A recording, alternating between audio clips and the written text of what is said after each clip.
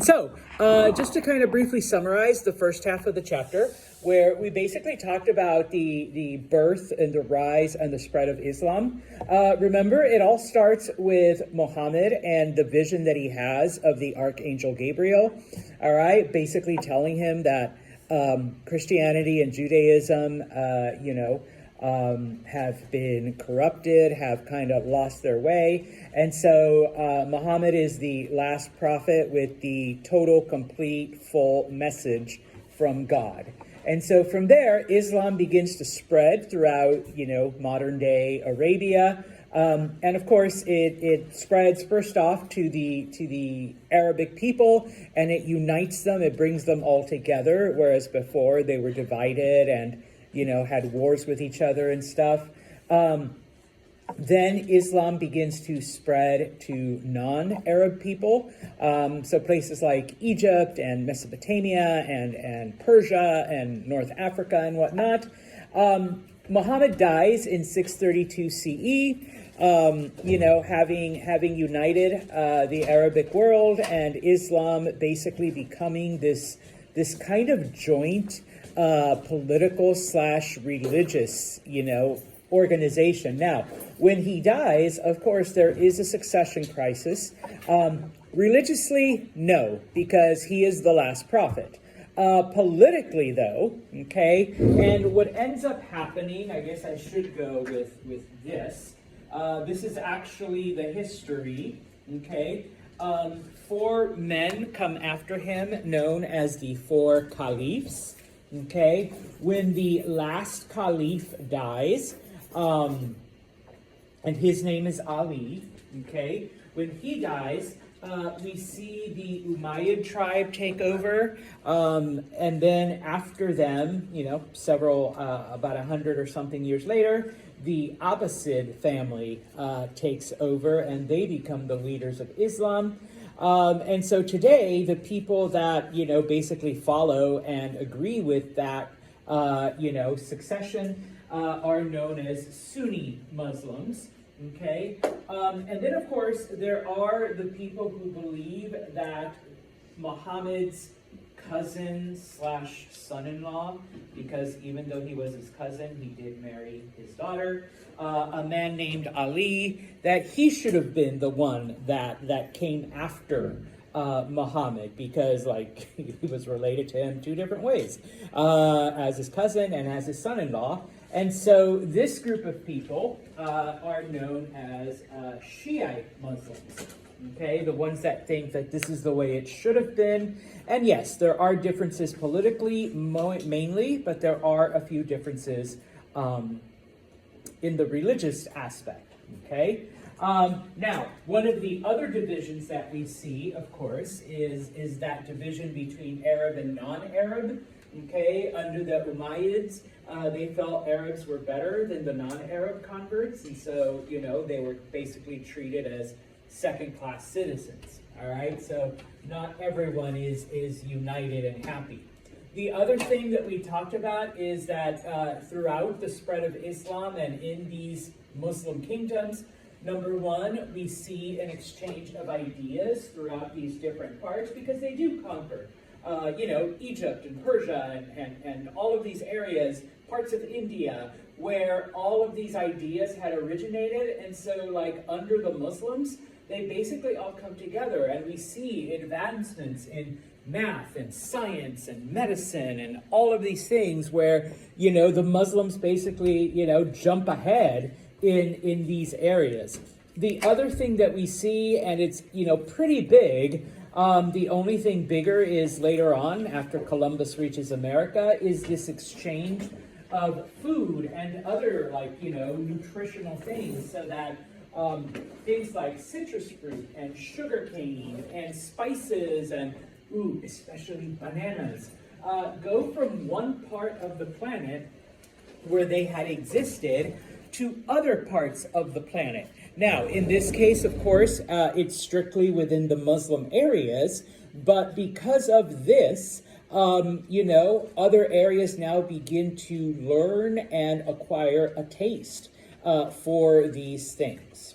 All right, so we leave that behind then, and we finish off the chapter once again talking about medieval Europe. All right, I'm not going to spend too much time on this because it's kind of just like a rehash of what we did in the previous chapter. But just to remind you that from 476, when Rome fell, until about the 1300s, which is more or less when people agree that the Renaissance starts, it's known as the Middle Ages. Okay, when you describe anything from the Middle Ages, it's known as medieval, and I know I've seen some people spell it M-I-D and then evil. No, okay, it's like this. Okay, this is where knowing another language helps, because in Spanish it is medieval, and I can just sound it out in Spanish, and it's spelled correctly. All right, and this is just because Santos is a geek. But the Middle Ages are actually divided into three periods: the early Middle Ages, the high Middle Ages, and the late Middle Ages. And people always ask, wait, why is it high? Because the Middle Ages sounds stupid. Okay, it does. All right, so it's the early Middle Ages, the high Middle Ages, the late Middle Ages. Basically, what we'll be talking about today is basically all like early Middle Ages and just starting into the high Middle Ages. Okay, when people think of like castles and knights and chivalry, that's the late Middle Ages. So whenever I see like documentaries or TV shows or like, you know, time travel shit, and they show like these knights and they're like, oh my God, we're stuck in the year 600. I'm like, yeah, you're about 600 years like off base, because they weren't wearing armor. They weren't doing all of that stuff. Okay, now, during this time, remember, civilization collapses, all right? All of the things that the Romans accomplished basically disappear, okay? We're dominated strictly by localism and tribalism, so there's local warlords that control things, and people are under their rule. Most people don't wander more than like 5 miles their entire life. And so they look that way, and there's like little hills and forests, and they're like, yeah, I wonder what's over there. And they're like, well, I don't know, and I'm not going to go find out. Because there might be bears, there might be snakes, or there might be like wizards and dragons and giant creatures. And as I mentioned before, it was a pretty violent time. If you think of, once again, The Walking Dead or The Last of Us, desolate society, no zombies though, okay? But everything else, pretty much matches. Now, the other thing is that both learning and literacy and all of these things, basically humanity in Western Europe regresses, okay? They lose all this knowledge. I mean, the Romans had running water and things like that. We don't get that back until like the 1900s. All right, or universally in a lot of places. So it's kind of like, okay, yeah, it took thousands of years to recover. Now, people do call it the Dark Ages on occasion, but we don't like to use that term anymore, because honestly, this only happened in Western Europe. As we've seen, other parts of the world were advancing and progressing and moving right along. Okay, the other thing, and this I didn't mention before, is that during the Middle Ages, there was actually, or at least in the early Middle Ages, there was an actual decline in world temperatures. The planet tends to go through these different phases, okay? And this just happened to be one of those times. So the fact that humanity's regressing, there's no civilization, people are at the whim of local warlords. Oh, and by the way, it's colder now. So, crops aren't growing as well, and so people are like more hungry and dying and stuff. How do we know that the temperature went down? You can see environmental patterns, and then like now with modern technology, you can kind of extrapolate, because we do see temperature fluctuations. So people that talk about climate change is fake, well, no, it does happen, but humanity tends to accelerate it type of thing. So yeah, they can just go back and watch the things. And of course, the records of, damn, it's cold, and why aren't these crops growing the way they used to? And so yeah, you can take all those things together. All right, now, remember, the East is still okay, all right? Byzantine Empire, no problem. But when it comes to Western Europe, all right, all of the German tribes had basically taken over different lands. All right. And so for now, we have like, literally dozens of tribes that are taking over and, kind of settling into different areas and, mixing with the local population. Eventually, like some of these groups do become the groups that we think of today. So, for example, there was a group known as the Britons. And so, yeah, that's Great Britain. Okay, there was a group known as the Angles, and so we named it Angleland, England. The Franks, they eventually migrate farther south, and so they become the French. All right, so we do see some of the bases. Okay, now here's where we get to the newer stuff. All right, so for the next 800 years, for the 800 years of the early and high Middle Ages, okay, Western Europe is dominated by two things, okay? These German tribes, okay, and once again, remember, localism, warlords, all that fun stuff, no zombies, but still scary shit out there, all right, or at least that's what people thought, and the church, okay? Remember, the church is still in its full organization. The church is a part of people's lives because people have lost all of this knowledge and all of this stuff that had existed. Obviously, they have to turn to the church for answers. Now, remember that the church, and we're talking about the Catholic Church, they took all of that Roman knowledge and preserved it. They kept it hidden away. All right, so yay to them for saving it for future generations.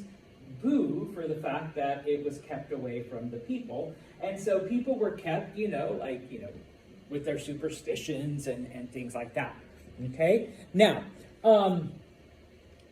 remember that those German tribes, invaded Rome. They came in violently, they were invited in. At some point, they're chased in by the Huns and whatnot. And so we're talking about now, because remember, Rome falls in 476. So, we're talking over a period of several hundred years. Eventually, these tribes begin to settle in the areas that they conquered. They begin to mix with the local groups, with the local Romans and, any other group that happened to have been there. And then pretty soon, those tribes begin to divide up into their own little groups. So, we have one tribe and another tribe and another tribe, and so they start to carve out their little things. And eventually, instead of having a chief, okay, they start turning, into kingdoms. Now, we have a king, and I'm sure we all remember who gets to be the next king? The oldest son, and so it becomes a hereditary thing. All right, so this happens over hundreds of years. Once again, it doesn't happen like 1 year and then suddenly, hey, let's do this shit. It kind of evolves. But we do begin to see then the foundations of the modern European countries. Okay, and as I mentioned, one of those is the Franks. Okay, now we talk about the Franks for a couple of reasons. Number one, they were the largest of these German tribes to take over an area. Okay, now they started off kind of small. I promise I'll come back. Okay, they start right here. Okay, this is their first area. Eventually, through war, through conquest, through marriage, through whatever, okay, they end up taking over what today is modern day France and parts of Western Germany, and then everything that's in the middle there. So Switzerland and all of those areas and little parts of northern Italy. Okay, so eventually they grow pretty big. All right, so that's why we focus on them. Not to say that the other German tribes weren't important or didn't do anything. We just don't have time to talk about them. All right, or at least your textbook doesn't. Okay, so how did the Franks get started? Well, we have to kind of go back to a person I mentioned earlier in the chapter, a man named Charles Martel. He was a Frankish warlord, okay? And one of the things that he does, remember Muslims invaded Spain in the year 711 and they conquered all of Spain, and then they now start going into France, okay? Charles Martel leads a Frankish army at the Battle of Tours in 732, and he basically defeats these Muslim invaders. And so they turn around and go back into Spain, and they stay in Spain for the next 700 years. But the rest of Europe sees him as the savior of Christianity. Like, because of him, we're not Muslim now. All right? He defeated these Muslim armies and they never came back. Okay, so he becomes pretty important amongst the Franks. So important. Now, he eventually ends up dying, obviously. He was already pretty old, but he was a really good warrior. He was called, I've studied this, so he was called the Hammer. Okay, he was Charles the Hammer. Because of his, victories, and I think he liked to use those battle hammers in battle, all right, type of thing, so he would, smash people's skulls in. But anyways, his son, he has a son named Pepin. If you ever need a boy's name, all right, Pepin, think of, I know. Maheda's like, nope, never having a Pepin. All right, his son Pepin eventually becomes king. All right, based on his father's reputation and how important the family, was to the Franks and, saving Europe, okay? So he's king of the Franks, okay? And then, Pepin has a son named Charles. And of course, when Pepin dies, Charles becomes king. He becomes known as Charles the Great, okay? In early French, okay, because we're already shifting into the French language. In early French, he's called Charlemagne, okay? And Charlemagne is one of the more famous kings of the Middle Ages, okay? And he's actually kind of important, all right? For a few reasons, but we can't get into all of them, but we'll get into some, okay? Now, couple things. It was under Charlemagne that the Franks expanded from that little group in Northern Europe to be all of France and parts of Germany, okay? He's the one that did it. I mean, obviously Grandpa started it, Dad did a little bit more, but Charlemagne was the one that brought all of that western area together, okay?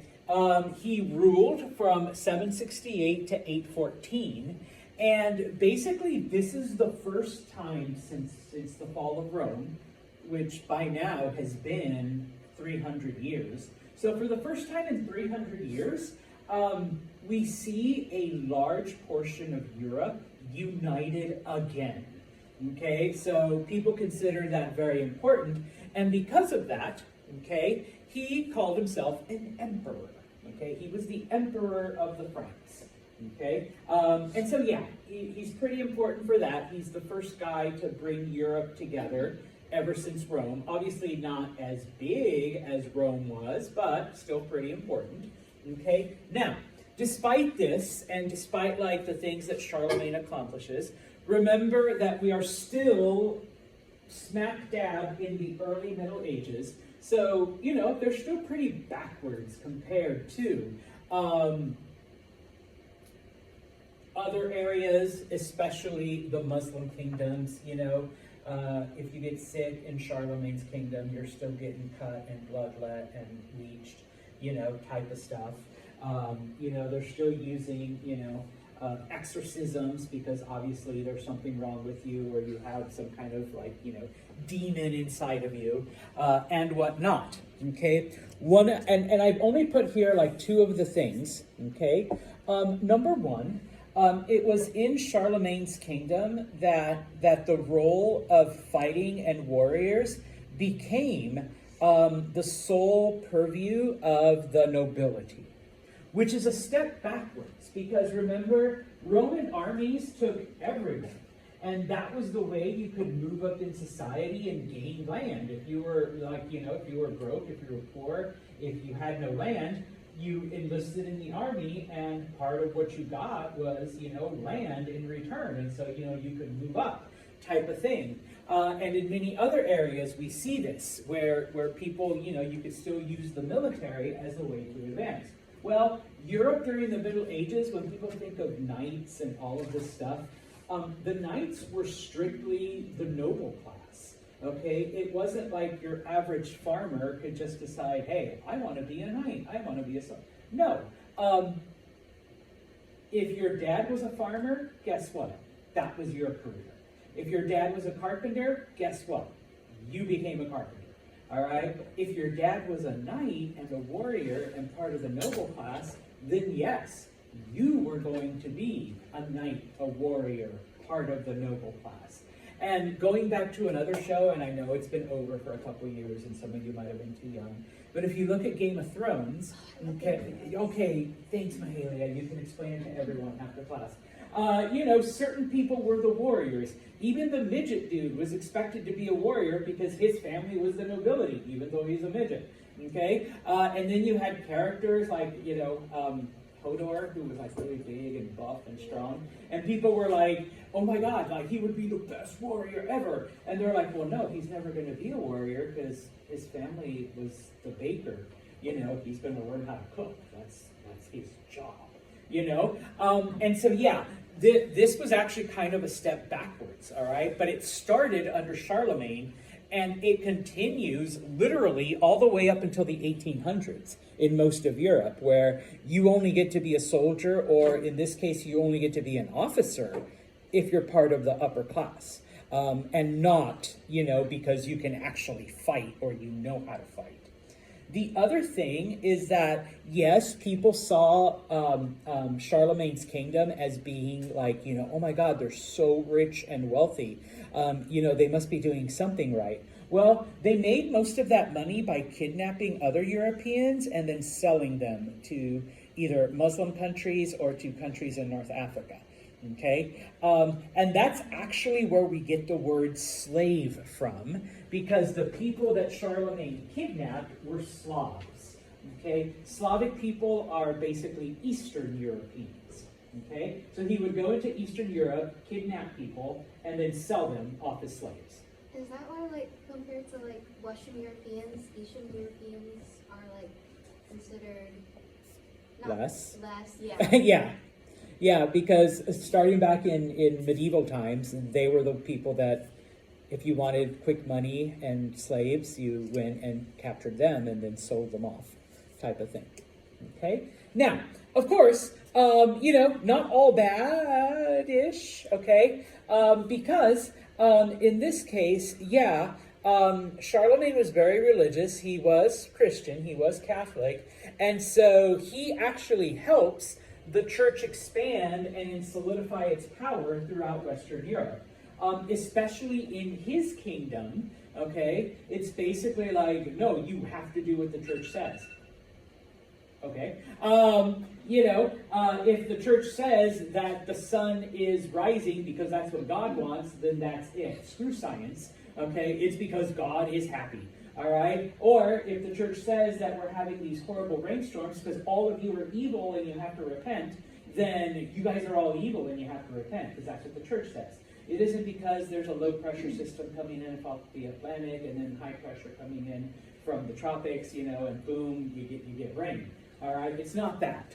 Okay? Now, when he dies, okay, he lived for a very long time, especially compared to Middle Ages. If you reach Santos's age, I should be dead already. All right? I'm 51, sorry. I should be dead. All right? Well, Charlemagne actually lived for a very long time. He lived into his 60s, so that his sons died, all right? And so basically his grandsons were the ones that became the next kings. Now, they couldn't decide who got to be king, so what they ended up doing was dividing this large empire that Charlemagne had built into 3 kingdoms, okay?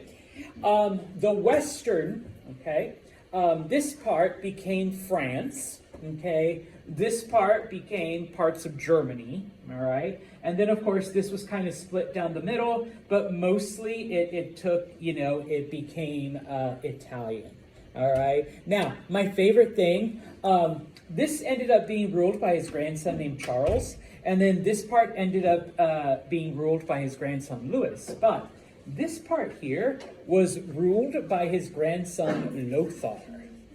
There's another name to consider if you ever have a son. Mahalia's like, Lothar, yeah. No? All right, so I just like the name Lothar. Anyways, I think I would name my It next. sounds like if you put Thor and Loki together. Like Well, there you go, yeah. I'm gonna name my next cat that, Lothar. All right, so anyways, okay, now, talking about the church, all right?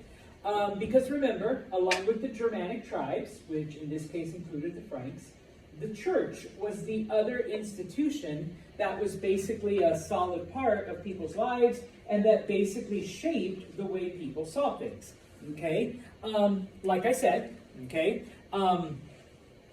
it preserved and maintained the Roman heritage, the Roman knowledge, the Roman traditions, okay?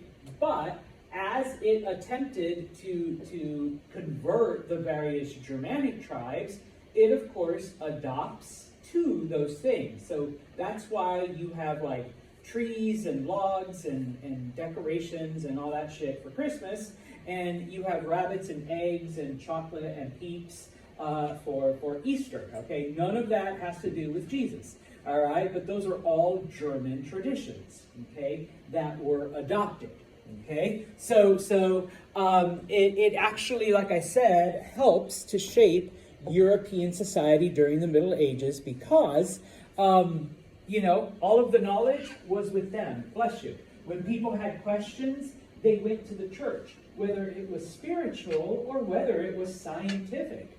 Okay? And of course, the church always gave them answers that were more, you know, like I said, it's raining because you guys are evil and you need to repent of all your sins. Not because, you know, the weather patterns are shifting, we have a cold front coming in off the Atlantic, and blah, blah, blah. Okay? Now, you guys might be like, well, Santos, how would they know that? The Catholic Church did have certain knowledge. They just had it hidden away. Okay? So certain things they did know. All right? But it wasn't very convenient to share that with people because then you wouldn't believe that you have to give more money to the church and you have to pray. And you have to listen to what the priest says if you knew that the reason certain things happen had all a scientific explanation.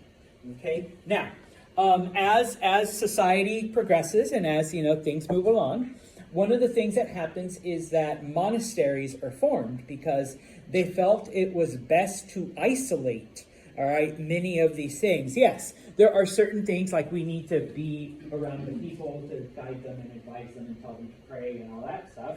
But there are other aspects that we need to keep completely hidden away. And so there were certain people, okay, who decide that, yes, this is the best way for them to live.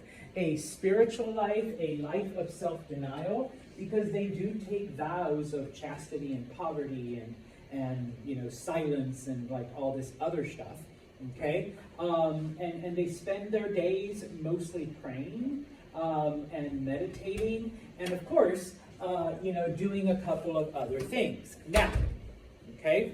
And so, as we get into the High Middle Ages, it's the monasteries that have all of this knowledge that has to do with science and agriculture and education and all of these other things, okay? Copernicus was a Polish monk, all right? Guy who first said Earth goes around the sun, not the other way around, all right? A monk, because he spent all his life reading through these books, reading through these texts that the Catholic Church had, not only hidden away, but then like took it and into a monastery so nobody else could find it. All right? Well, Copernicus did. All right? Because that's all he had to do was just read and pray and study. And he's just like, hey, you know.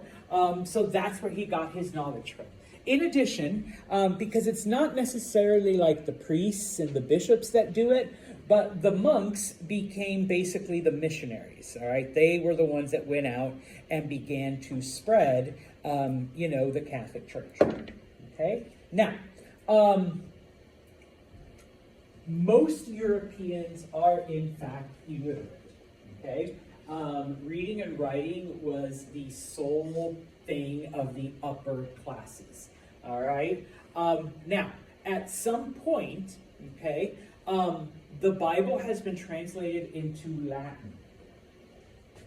What was the original language of the New Testament? Greek?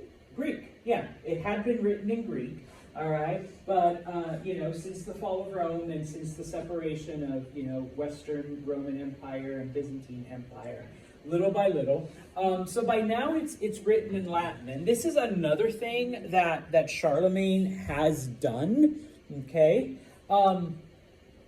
He has the various people in monasteries, the monks and the nuns, begin to make more copies of the Bible in Latin. Now, this is still 700 years before the printing press arrives in Europe. How are we going to make copies of the Bible? Yes. I mean, what else are these monks and nuns going to do with their time?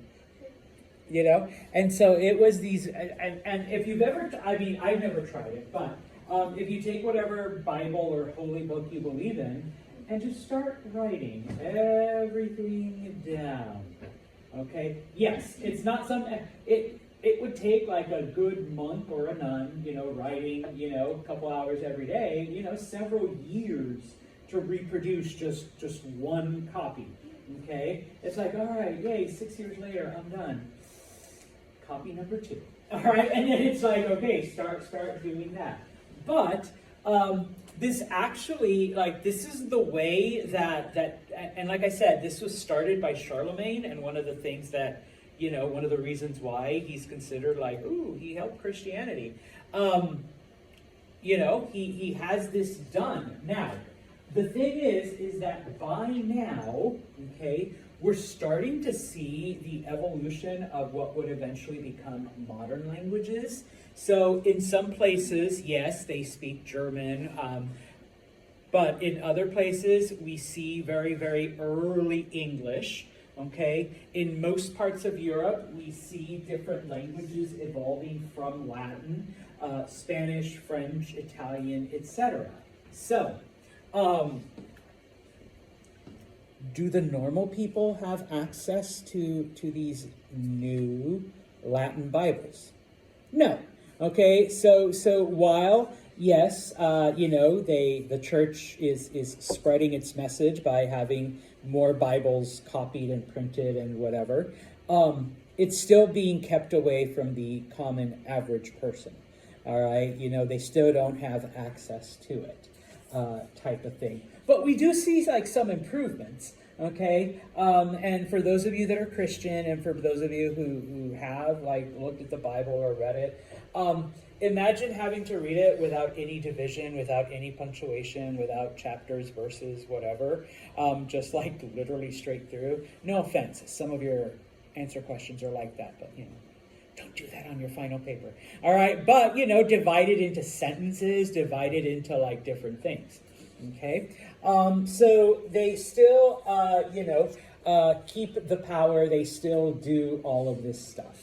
Okay, I'm gonna skip. Not gonna skip all of this, but in this case, obviously, if you become a monk or a nun, you are spending your life in isolation. You basically, you don't have a family, you don't have kids, you don't have whatever.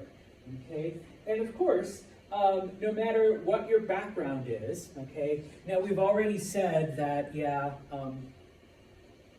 under Charlemagne, warrior classes, have been rising up. Warrior classes are, now exclusive to the nobility. But obviously, you're not a fighter, okay?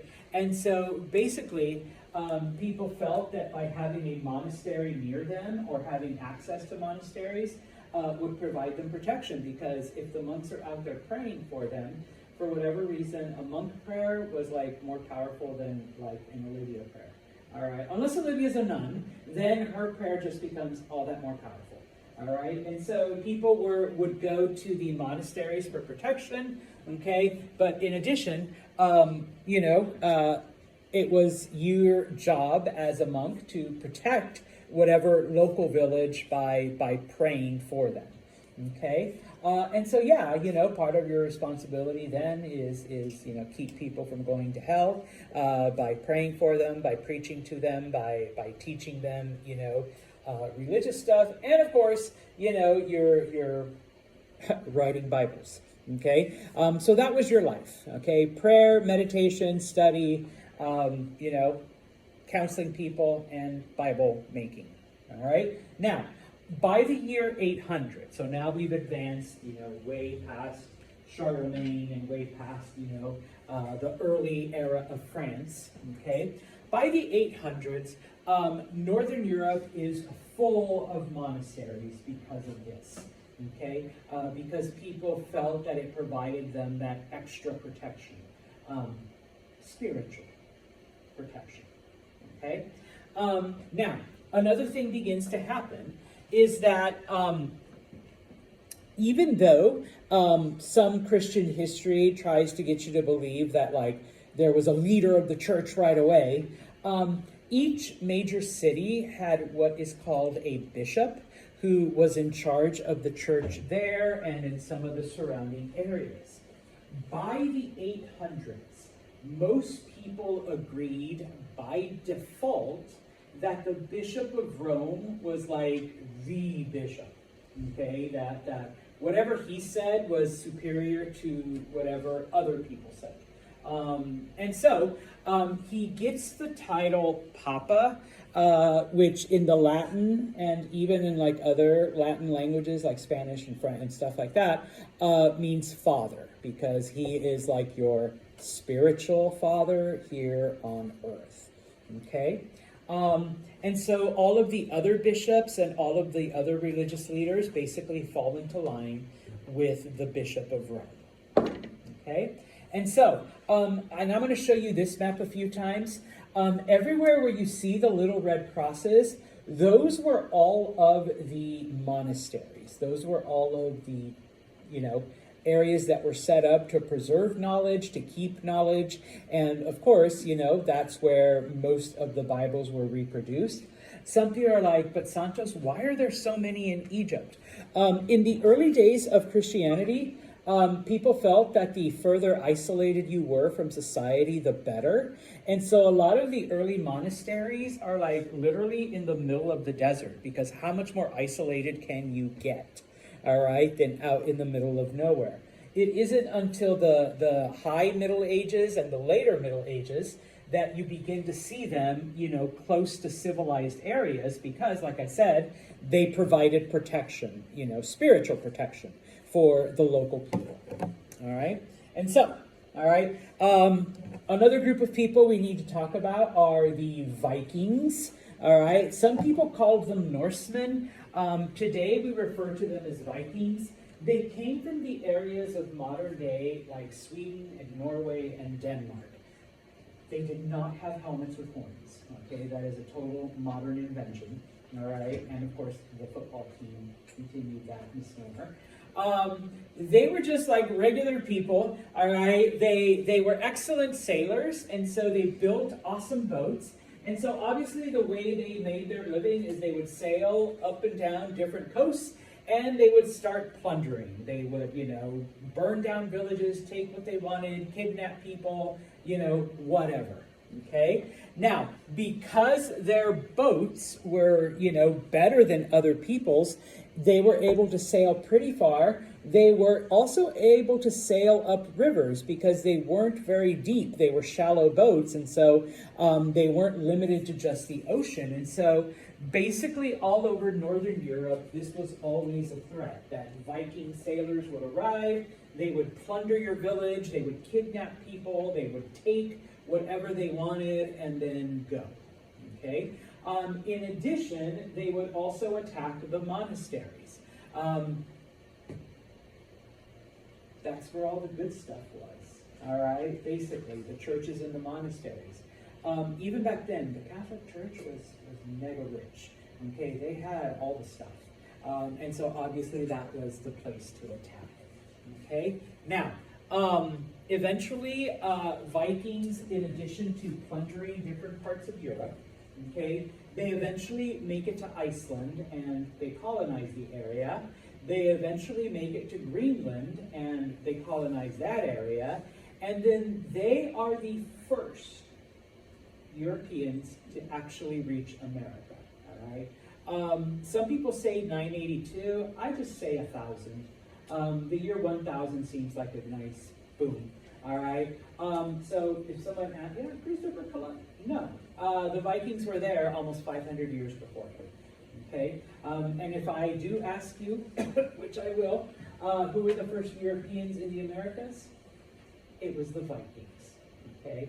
Why don't we celebrate Viking Day or call it Vikinglandia?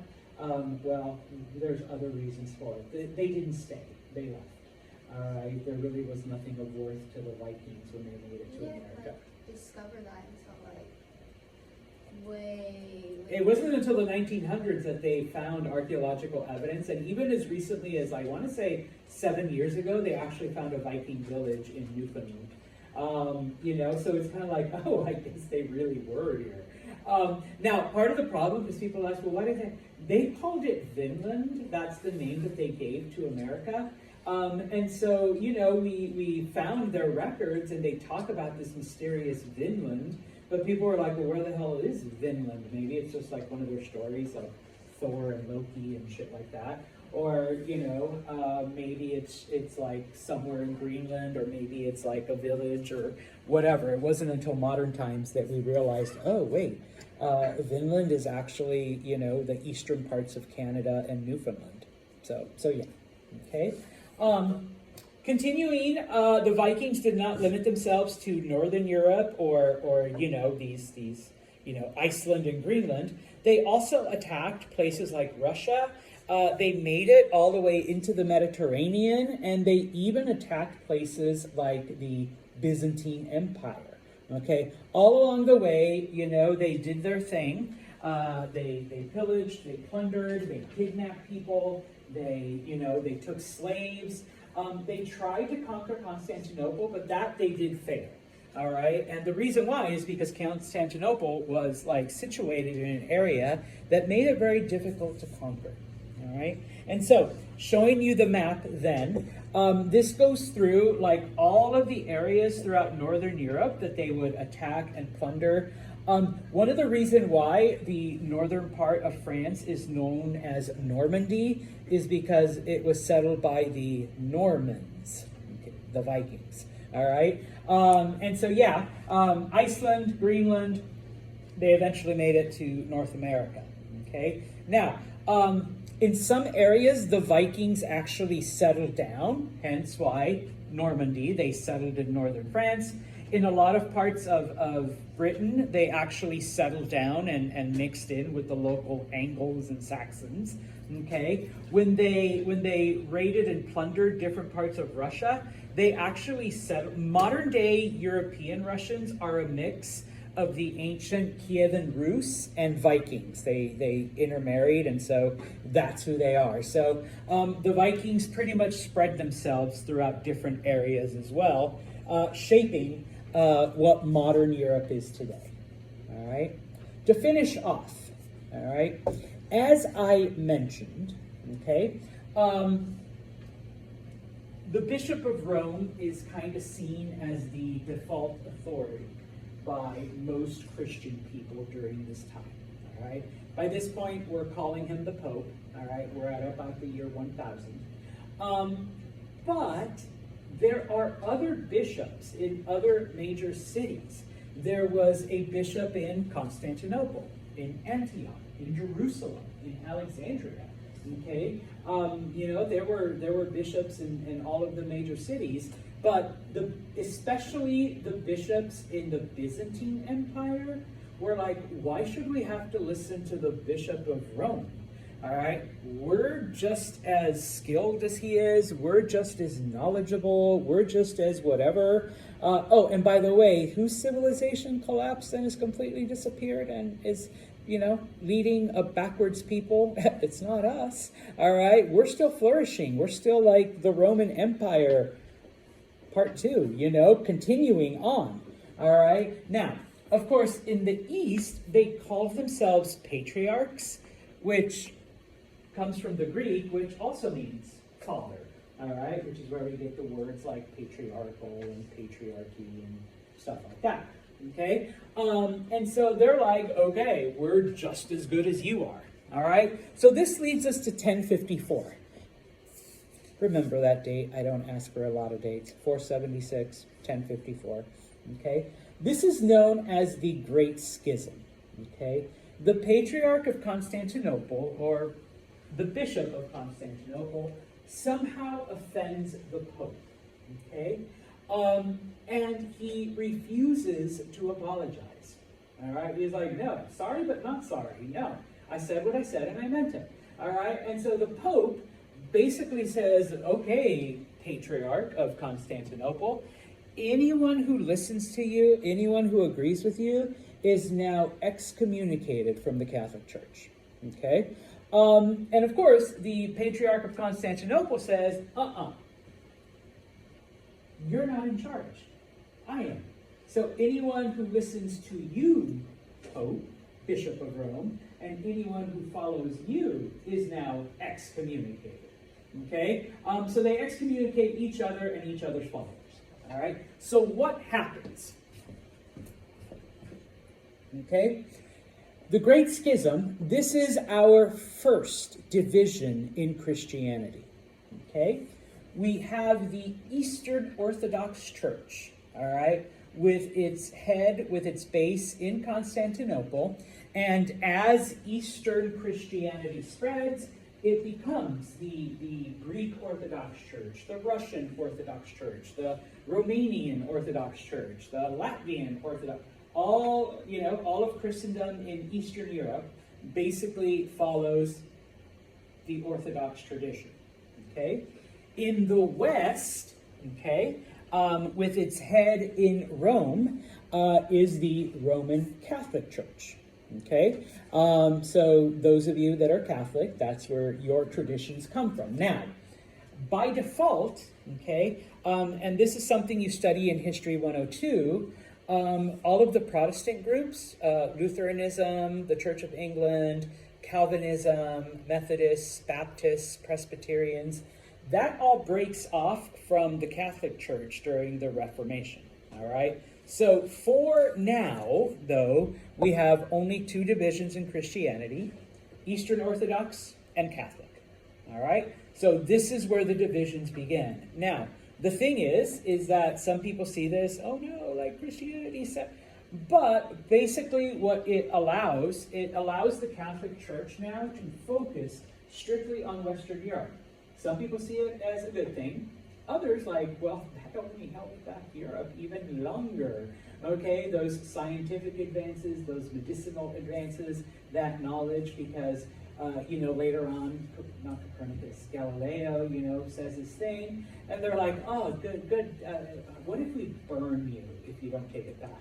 So Galileo takes it back. No, they really did threaten to burn him at the stake. So he took back everything he said. All right, no, there's no planets around Jupiter. No, the stars don't orbit, something else.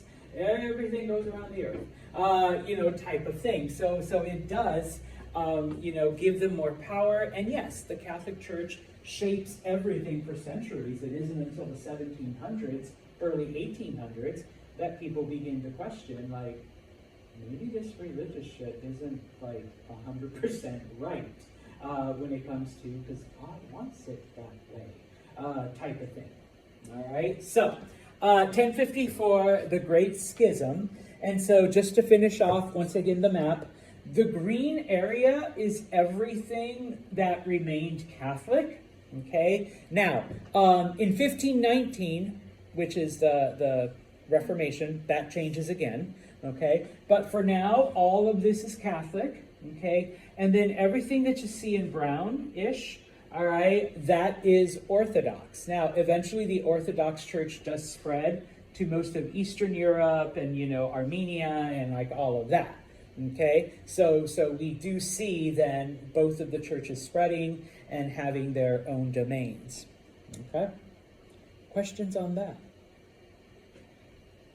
that basically brings us right smack to the middle of the Middle Ages.